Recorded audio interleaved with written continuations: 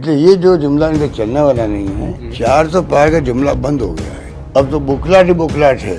Prime minister साहब हो, मोदी जी हो, अमित शाह जी हो, मोदी मोदी लोग चिल्लाते थे, स्पॉन्टेनियसली गायब हो गए। अब ये 400 पार की बातें बोलते नहीं है। कोई इंटरव्यू में पूछता पत्रकार तो मजबूरी में इनको बोलना पड़ता है, हाँ 400 पार आएगी। 250 के आसपास 223 में सरकार बन जाती है, तो 400 पार करके आप क्या चाहते हो? राष्ट्रपति प्रणाली लाना चाहते हो यहाँ पर? स्वतः ही पब्लिक समझ गई। पब्लिक बहुत होशियार है। रॉबर्ट कॉमन सेंस पब्लिक का एक्स्ट्राऑर्डिनरी है देश के अंदर। मैं तो अभी तक नहीं समझ पा रहा हूँ कि मोदी जी की ये बात कैसे निकली उनके मुंह से, और सबसे बड़ा झूठ साथ बोल दिया, उससे उनकी क्रेडिबिलिटी और कम हो गई। देखिए, ये जब गठबंधन बनता है तो चेहरा कभी डिक्लेयर नहीं होता है। 96 के अंदर जब देवगौड़ा जी बने थे, सब कौन सा चेहरा पहले बनाया था देवगौड़ा जी का? चुनाव के बाद में गठबंधन की पार्टी बैठी, विचार विमर्श किए, एक नाम आया, दूसरा नाम आया, तीसरा नाम आया और एक्सेप्ट हो गया। इसलिए ये जो जुमला इनका चलने वाला नहीं है, ये चलने वाला नहीं है, ये मैं कह सकता हूँ आपको। क्या उम्मीद करें विपक्ष की यदि बात की जाए इस देश में, क्योंकि भाजपा 400 पार की बात कर रही है। 400 पार का जुमला बंद हो गया है। जब ये समझ गए, खुद ही समझ गए हैं कि जिस रूप में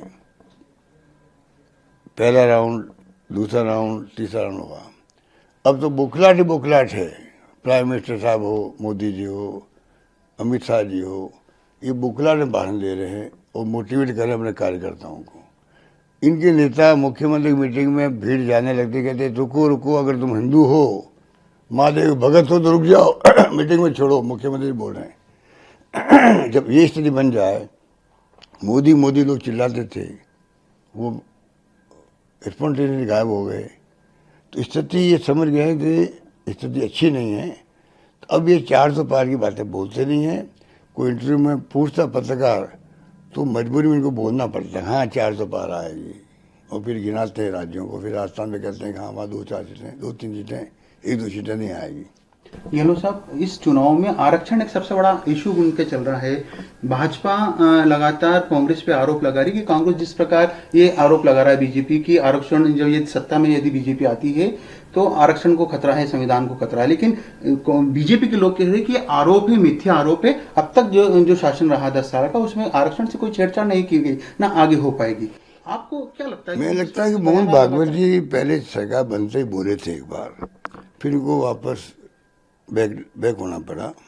तो ऐसी घटनाएं कई हुई जिससे कि लोगों को भ्रम पैदा हो गया। ये सच्चाई है कि भाई ये कुछ भी कर सकते हैं। 400 पार की बात ही क्यों कर रहे हैं? जब 250 के आसपास 223 में सरकार बन जाती है, तो 400 पार करके आप क्या चाहते हो? कोई राष्ट्रपति प्रणाली लाना चाहते हैं यहाँ पर, या चाइना की तरह चुनाव कराना चाहते हैं, या आरक्षण खत्म करना चाहते हैं, संविधान को बदलना चाहते हैं? ये सब बातें क्यों पैदा हुई है? कोई जाके समझा है गाँव में? क्या किसी कांग्रेस वालों ने? स्वतः ही पब्लिक समझ गई। पब्लिक बहुत होशियार है। रॉबर्ट कॉमन सेंस पब्लिक का एक्स्ट्राऑर्डिनरी है देश के अंदर। इंदिरा चुनाव आ रही थी तो कानों कान खबर नहीं लगी थी। वाजपेयी को feel good India shining, Sonia Gandhi ji ने जो मैनेज किया चुनाव, वो धराशायी हो गया और यूपीए की गवर्नमेंट बन गई। तो ये जो एनडीए गवर्नमेंट है, ये जिस रूप में जा रही है कि प्रधानमंत्री जी को अपने दोस्तों के बारे में बोलना पड़ा, अंबानी जी, अडानी जी के बारे में। मैं तो अभी तक नहीं समझ पा रहा हूँ कि मोदी जी की ये बात कैसे निकली उनके मुंह से, और सबसे बड़ा झूठ साथ बोल दिया, उससे उनकी क्रेडिबिलिटी और कम हो गई कि भाई राहुल गांधी ने तो चुनाव चलते ही इनके खिलाफ बोलना बंद कर दिया।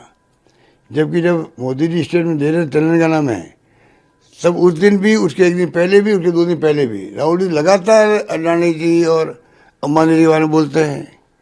तो आपने जब दुनिया सुन रही है राहुल गांधी जी को कि भाई ये लगातार अटैक कर रहे हैं मोदी जी पर और अडानी जी पर और सब लोगों पर, फिर मोदी जी के मुँह से निकलना कि राहुल गांधी जी ने तो जब बंद ही कर दिया बोलना, जब से मतलब नोट के ट्रकें और क्या वो टेम्पो जो चले हैं भर भर के बोरियों में, उनके जवाब राहुल गांधी जी ने दे दिया। मुझे कहने की जरूरत नहीं। राहुल गांधी जी का जवाब माकूल जवाब है, और मैं समझता हूँ कि उसका जवाब तो बीजेपी को देना चाहिए। मोदी जी को एक्सप्लेन करना चाहिए कि मैंने ये बात क्यों कही है।